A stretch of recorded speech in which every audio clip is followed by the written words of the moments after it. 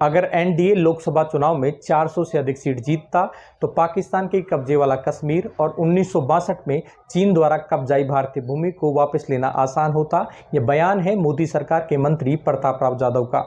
इससे पहले भी मोदी सरकार के कई मंत्री पीओके को लेकर कई बयान दे चुके हैं।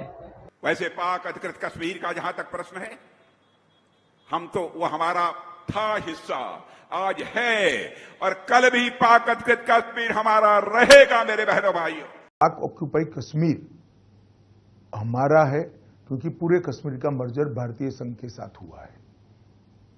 कुछ मीडिया रिपोर्ट्स के अनुसार बीजेपी जम्मू कश्मीर में विधानसभा चुनाव से पहले अपने घोषणा पत्र में पीओके को वापस लाने का वादा कर सकती है।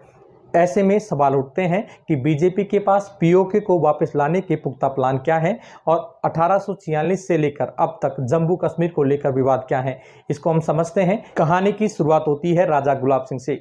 जब फर्स्ट एंग्लो सिख वार के बाद 16 मार्च 1846 को हुए अमृतसर समझौते के बाद गुलाब सिंह जम्मू कश्मीर के राजा बने।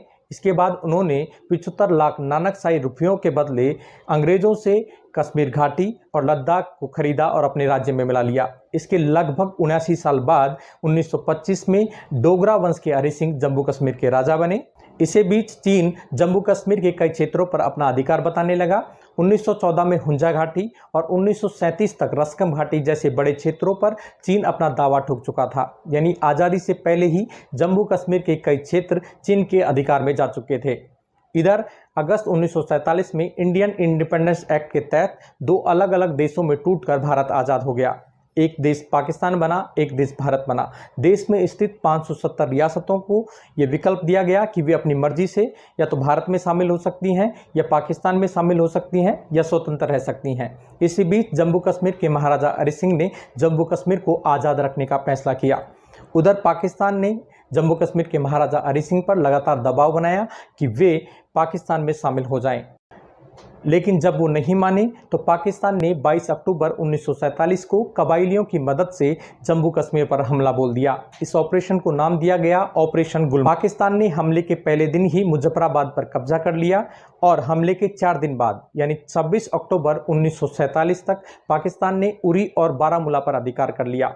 और इसी बीच इन्होंने लगभग 11,000 वहाँ के जो स्थानीय लोग थे उनकी हत्या कर दी जो इनका विरोध कर रहे थे। तब महाराजा हरि सिंह ने भारत सरकार से संपर्क स्थापित किया और भारत में शामिल होने वाले विलय पत्र पर हस्ताक्षर किया। लेकिन पाकिस्तान ने इस विलय को नहीं माना और पाकिस्तान ने 1948 में अपनी सेना भेजकर जम्मू कश्मीर में जंग छेड़ दी।